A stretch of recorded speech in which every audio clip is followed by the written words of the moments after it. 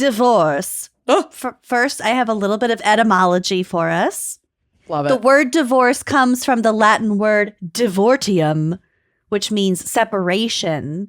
So it's also equivalent to divort or divortir. Okay, so like divert also.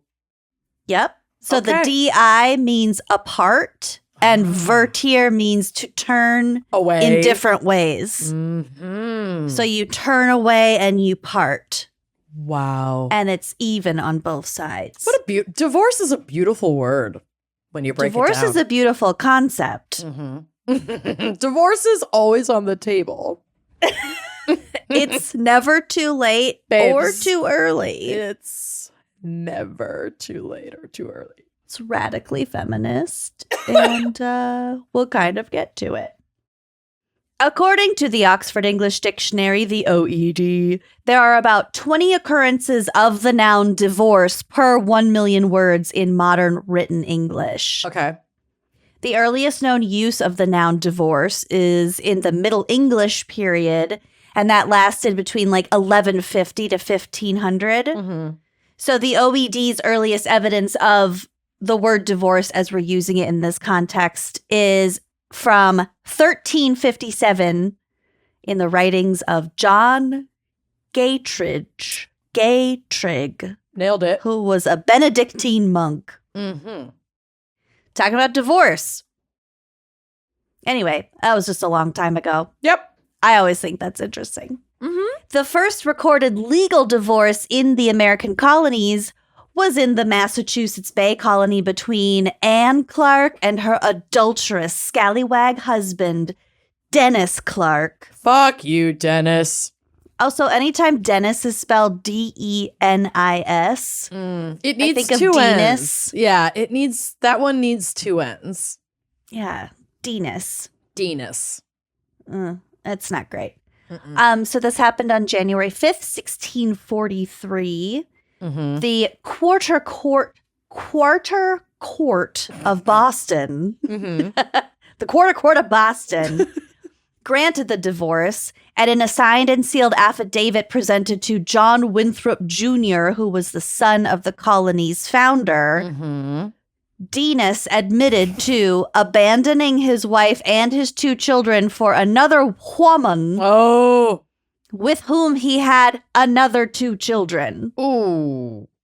He stated that he refused to return to his original wife. Ooh. He just wouldn't go I back. refuse. Something tells me she didn't want him back. Mm-mm.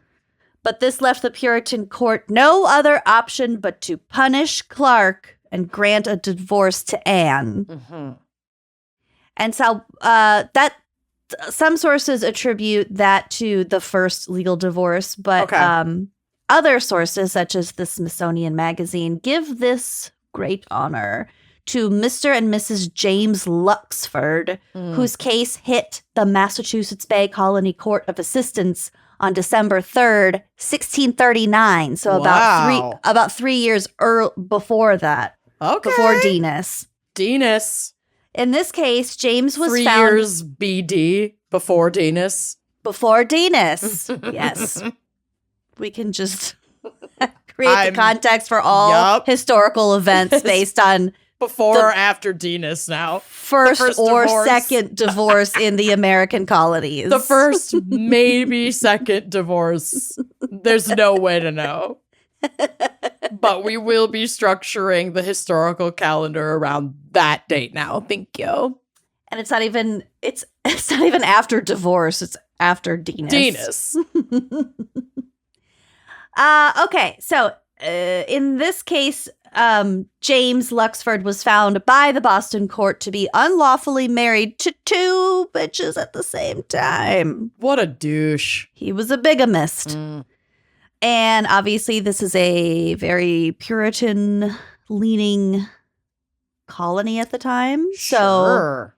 his penalty was considered to be extremely severe because that was a big old no-no. Okay. So he was ordered to forfeit everything he owned to his most recent wife, which I would argue the first wife deserves it more, but yeah, isn't it Yeah, okay. Maybe because the second wife, like that marriage didn't really count. Mm, And she was the one who was duped more so than the first wife. sure. I don't know. I still feel like the first, whatever. So he was ordered to forfeit all of his shit to his most recent wife. He was fined 160 pounds. He was placed in the stocks and then banished to England. Oh, wow. Boy, bye. Yeah, get out of here, dude. I like to think that his two wives became best friends and like, I don't know, maybe lovers. And they opened a little crystal shop. Yeah, they just raised their kids collectively. Lived happily ever frickin' after. They got a good little nest egg with all of his possessions. Yeah.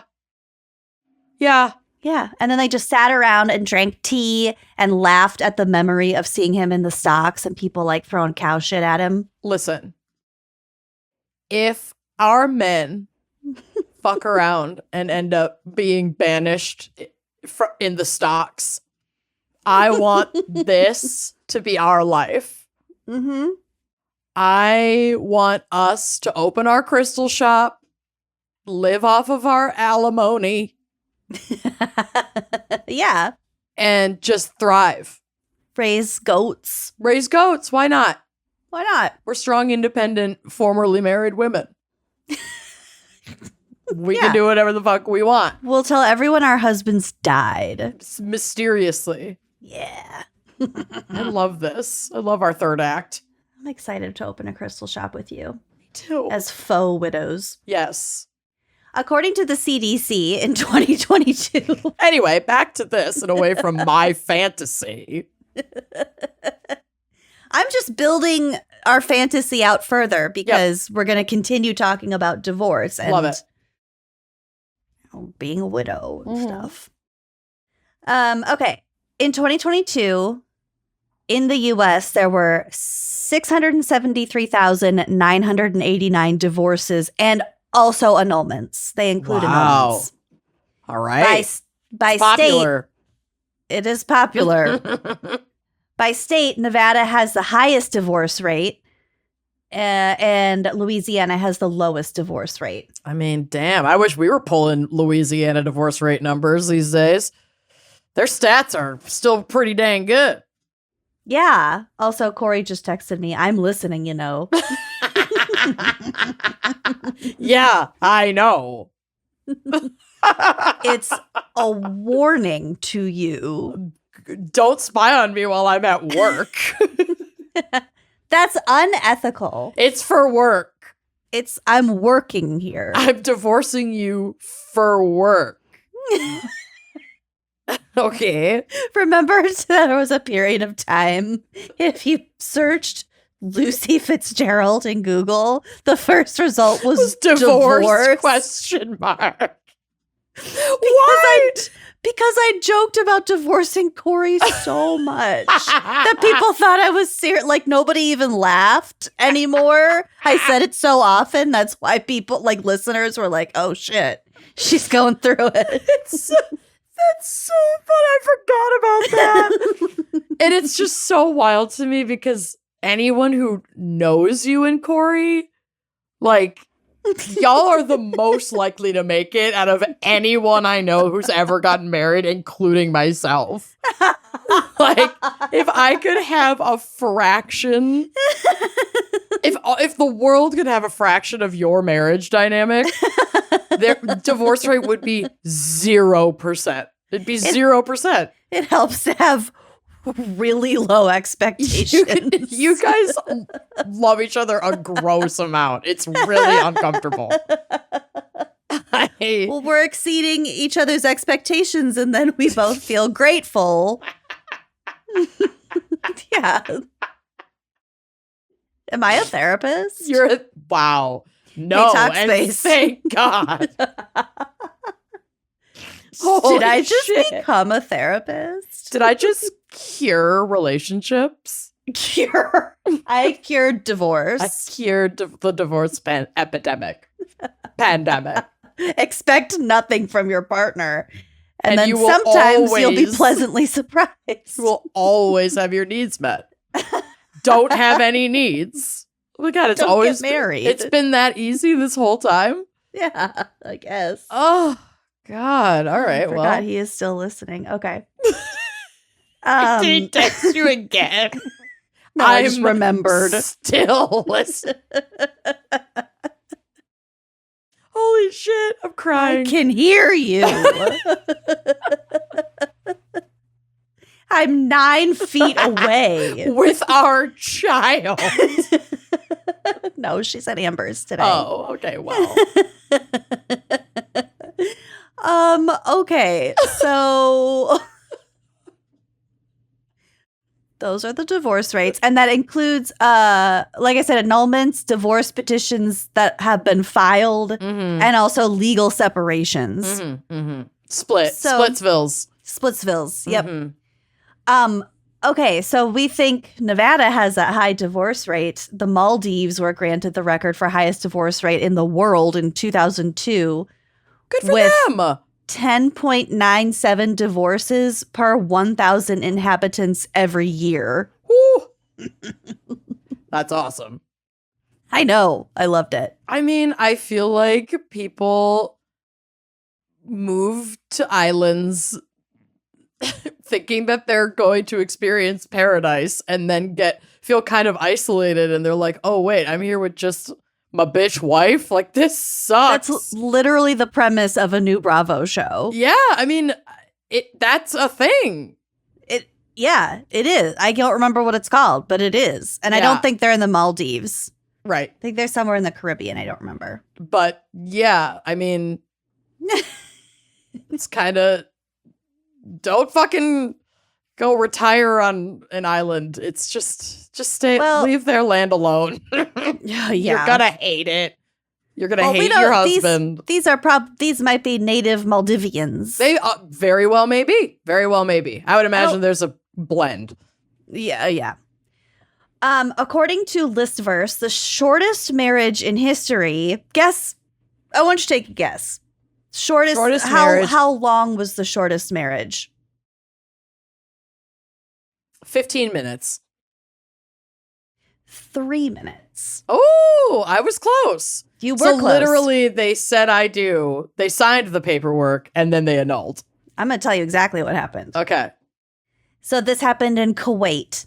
According to reports on these events, a Kuwaiti couple had been married in front of a judge, and then they leave the courthouse, and as they're leaving the courthouse, the bride tripped and fell.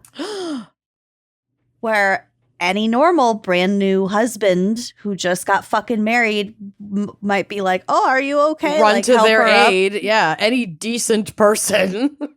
He instead called her stupid. So she walked right back into the court and demanded a divorce from the exact same judge. And he was like, all right. Good for her.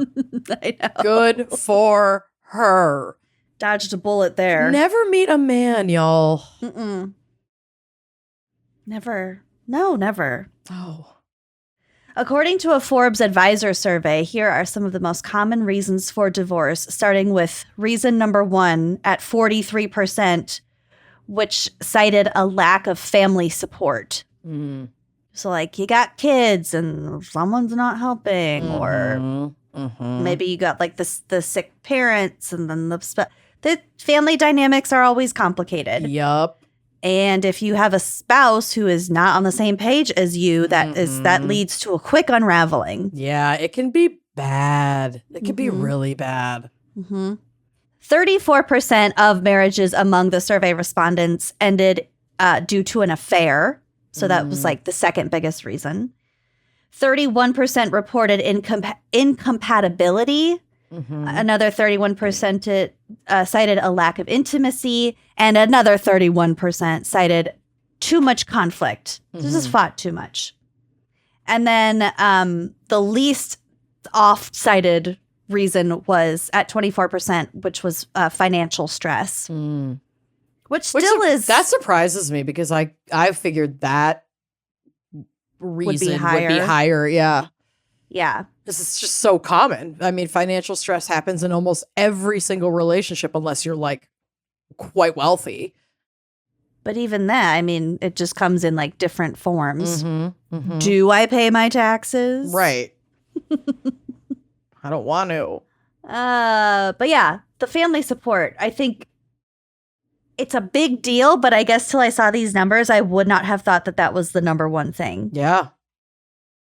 Yeah. I mean, I can so clearly picture leaving a partner who is not helpful at all with children, or leaving a partner under the stress of like taking in parents and caring for them. Like those are two things that would put massive stress on a relationship. That completely tracks. Yeah.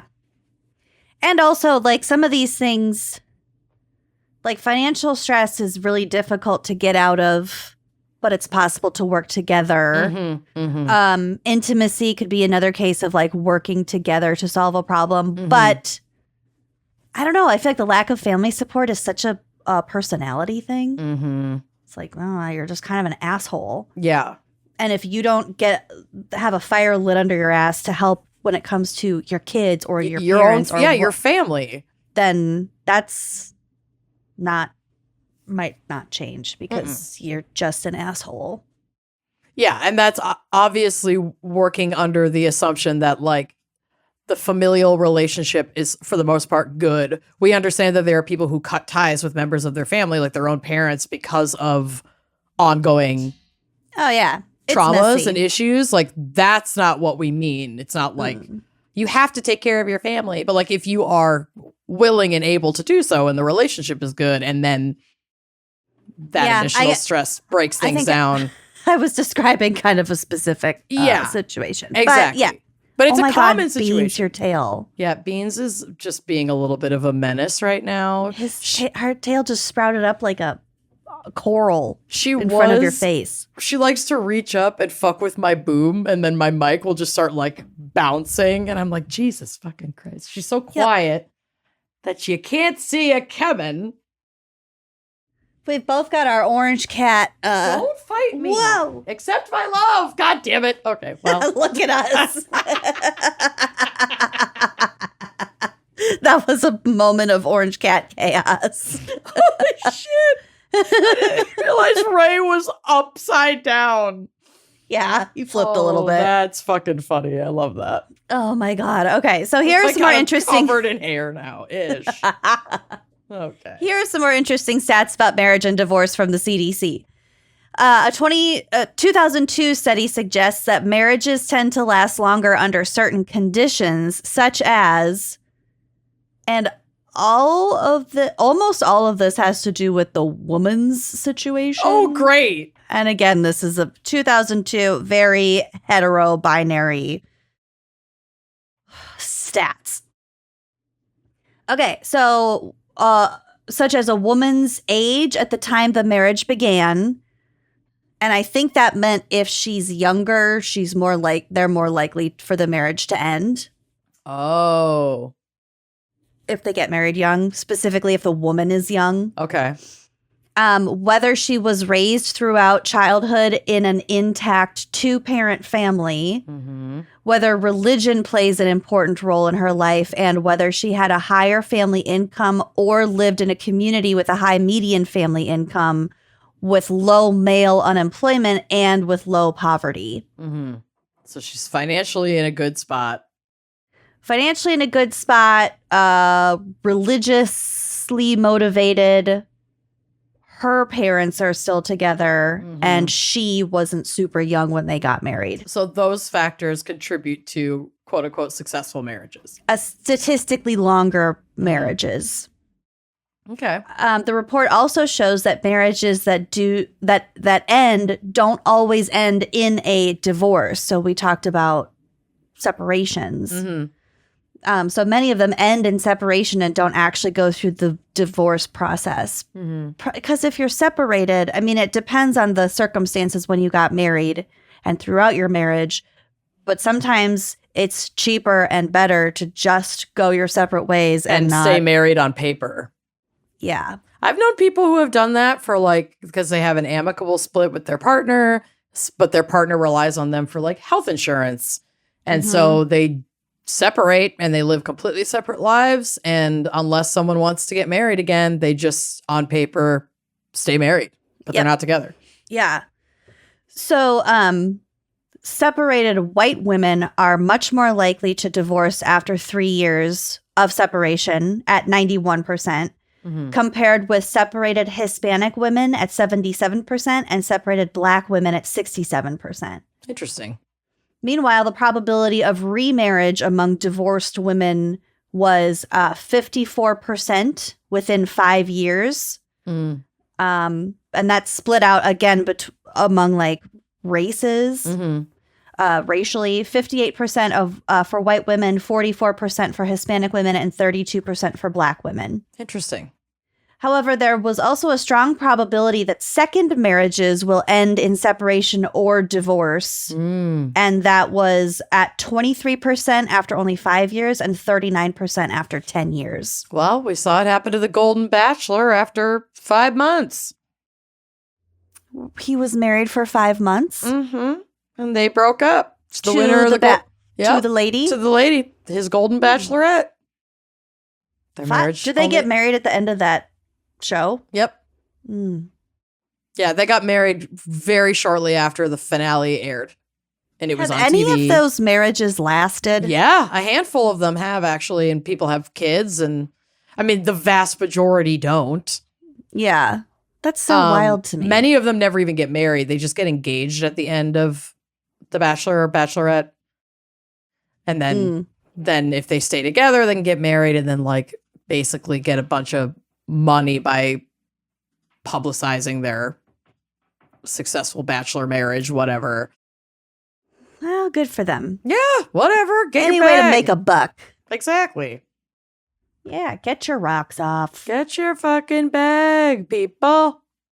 Also, the stats indicating whether a divorced woman will get remarried at all have been declining since the second half of the 20th century, which I love. Yeah, we've had an awakening. More and more women get married, get divorced, and then are like, I'm not fucking doing that again. Well, and some of that has to do with the laws around, you know, women didn't have access to even like bank accounts, credit cards, things like that without the approval of either their father or their husband. Yep. And so as a utility of survival, people would get married. That's so gross. Yeah, it's gnarly. Okay, so I have some weird divorce laws, both domestic and international. In New York, any professional degree or license, such as a law degree, can be considered marital property during a divorce. So a judge can consider the value of the degree based on its earnings potential when dividing up the property. Oh, so if you married a med student. Yep. Okay. Or someone who had a medical degree at all. Yeah. Regardless of what they're actually doing for work or how much they're actually making. They could go on to become the wealthiest surgeon in the area. Interesting. Yeah, I could see that going both directions of fairness. Like that there, I could think of some situations where that'd be really frustrating. Yeah. Did you know that Ireland did not legalize divorce until 1997? Good for them. But Chile waited even longer to legalize divorce. It was one of the last countries to do so. And they did it in 2004. That's wild. And there are some prerequisites that the couple must follow in order to get a divorce. So to qualify, the couple must be separated for 1 year. If it's not a mutual divorce, then they have to be separated for 3 years. These requirements are just so dangerous because of the prevalence of intimate partner violence. Like, not everybody has the fucking luxury of a year of separation before they're killed by their partner while they're trying to get a divorce. Well, so however, they may waive the period if they can prove infidelity, abuse, abandonment, homosexuality, etc. Okay. So there is provisions for that, but also like putting the burden of proof of being abused on the leaving party, the party trying to leave, can backfire big time. Yeah. Yep. So that's Chile for you. Beautiful country, though. Excellent pisco sours.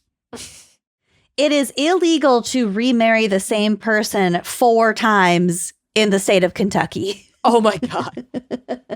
Okay, you know what, y'all? We're calling it for you legally.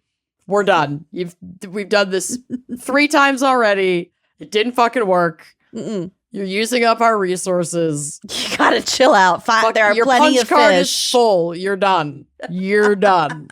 You're done. You cannot get married again. I love that law. I want to know, like, what set that over the edge. Who did you have to deal with to make this legally binding?